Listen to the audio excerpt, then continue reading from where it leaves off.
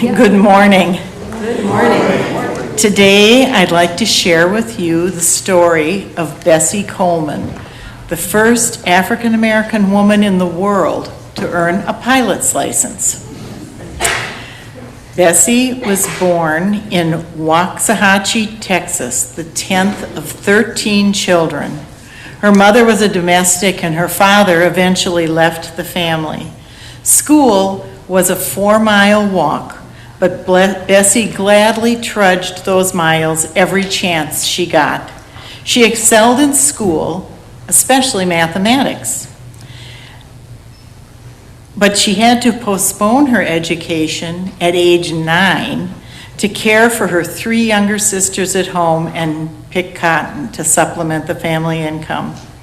Fresh off the back-breaking hours in the cotton fields, she would discreetly slip her foot onto the scale beneath the day's haul to squeeze a few more pennies out of the foreman. She finally did go back to school and graduated from high school. At 18, she left for the Colored Agricultural and Normal University in Langston, Oklahoma. She ran out of money after 1 semester and had to return home. She returned home and worked and saved for 3 years in order to afford to join her 2 older brothers in Chicago, where she trained as a manicurist and lived on the South Side's thriving black community. At this time, she met Robert S. Abbott, editor and publisher of the Chicago Defender, which is a very famous weekly black newspaper founded in 1905. He always supported her career and helped financially as well. But it wasn't until she endured the teasing of one of her brothers that was a combat veteran from World War I. He ribbed her about the superiority of French women who knew how to fly planes, and France actually did let women fly planes in the war. And Bessie found her calling worthy of her sky-high ambition. She wanted to be a pilot, but reached a dead end in the United States, finding no one willing to train a woman, not to mention a black woman. Undeterred, she took French lessons for a full year so that she could apply to one of France's more progressive flight programs and set sail for Europe in 1920. At the Caudron Brothers Aviation School, Coleman trained on a rickety biplane that required careful inspection before each flight. Occasionally, unable to understand her instructor, she bridged the communication gap by feeling with her hands the movements of the steering system that connected the front and back cockpits. After becoming the first black woman in the world to receive her pilot's license from the Fédération Aéronautique Internationale, which was a license to fly anywhere in the world, she returned to the United States in triumph, and her story was featured in many newspapers. However, in 1921, there was no real developed aviation industry in the United States. So the few professional opportunities there were for any pilot was to engage in stunt flying. So Bessie returned to Europe and came back trained in doing loop-the-loops, barrel rolls, and other aerial tricks. This was a very dangerous work. When she returned to the U.S. in 1922 as an aerial acrobat, Coleman amazed black and white audiences with her daredevil feats. She was known as Queen Bess, or Brave Bessie, and she'd do loops, barrel rolls, and figure eights in her plane. She'd even walk on the wings and parachute out. She cut an impressive public figure with a long leather coat she had bought in Paris at a fashion house, leather boots, and an officer's belt. She drew big crowds wherever she performed. Bessie also used her fame to fight racism and segregation.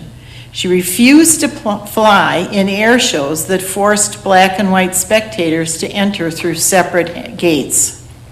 She stormed off the set of a movie based on her life over her refusal to play to Uncle Tom stereotypes. She talked openly and often about her desire to open a flight school for Black Americans. She also made time to visit black schools and churches. Her oft-quoted advice to students was, "You can be somebody. You can do something too. Keep trying, fly high."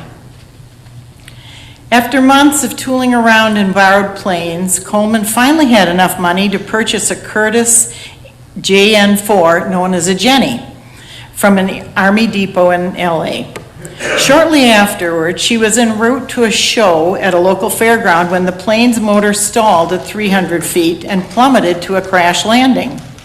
Despite sustaining a broken leg and fractured ribs, she pleaded with the doctor at the crash site to patch her up so she could continue with her scheduled engagement. "Tell them that as soon as I can walk, I'm going to fly," she said. However, she was grounded for the next year and a half recovering. She eventually found more sponsors and resumed regular performances by mid-1925. At that point, Coleman had learned that she could consistently augment her earnings by giving lectures. She still yearned to open her own flight school with the hope that a down payment on her next Jenny would get her one step closer to its realization. Finally, having received full ownership of a plane the following spring, Coleman prepared for a show in Jacksonville, Florida, as pilot William Wills delivered her prize Jenny from its base in Texas. Wills arrived later than expected, as mechanical problems had prompted a pair of unscheduled stops. After touching down at Jacksonville's Paxson Field, other pilots cringed upon examining the Jenny's poorly maintained engine. Nevertheless, Coleman was determined to press forward as usual, and she and Wills went out for a test flight on the morning of April 30th, 1926. Her partner controlled the plane in the front cockpit, while Coleman, sitting in the back, unbuckled her seatbelt so she could easily scan the ground for good jumping sites. According to witnesses, the plane suddenly accelerated and nosedived before flipping upside down at 500 feet. There was nothing to halt Coleman's fall from the cockpit, and the 34-year-old trailblazer was instantly killed upon hitting the ground. Wills also died in the subsequent crash, and investigators soon discovered a loose wrench that was jammed in the gears, causing the plane's uncontrollable behavior. Coleman's death was treated in a way that was fitting for the times. Wills, who was white, earned more front-page news in major publications, including the Florida Times-Union celebrating him for, quote, teaching Bessie how to fly. But the aviatrix received her due from the black press, as well as a powerful send-off with memorial services in Jacksonville, Orlando, and Chicago, the latter presided over by the famed activist Ida B. Wells. Although Coleman never received all of her stated goals, she made her mark on those who also drew inspiration from the endless sky. In 1931, Chicago's Challenger Pilots Association began an annual tradition of flying over Coleman's grave and dropping a wreath. In honor of Coleman's groundbreaking achievements, numerous awards, scholarships, and memorials have been established, celebrating her contributions to aviation and her impact on civil rights. Many aviation clubs were also named in her honor, including the Bessie Coleman Aero Club, founded in 1929, organized by William Powell, and it remains active today, dedicated to promoting aviation education and opportunities for young Black Americans. Coleman was an inspiration to many Black Americans, including Willa Brown. Following in Coleman's footsteps, she became a certified master mechanic, got her pilot's license, earned an MBA from Northwestern, and became the first Black American woman to receive a private pilot's license in America. Later, Brown and her husband, Cornelia Coffey, opened the Coffey School of Aeronautics, which trained over 200 future Tuskegee Airmen, a group of black military pilots and airmen who fought in World War II. She was eventually honored with her own postage stamp in 1995 and enshrined in the National Women's Hall of Fame in 2001 and the National Aviation Hall of Fame in 2006, 80 years after her death. Long overdue recognition for a woman who was destined to never be forgotten. In 2023, the U.S. Mint released a special quarter featuring Coleman as part of the American Women Quarters program.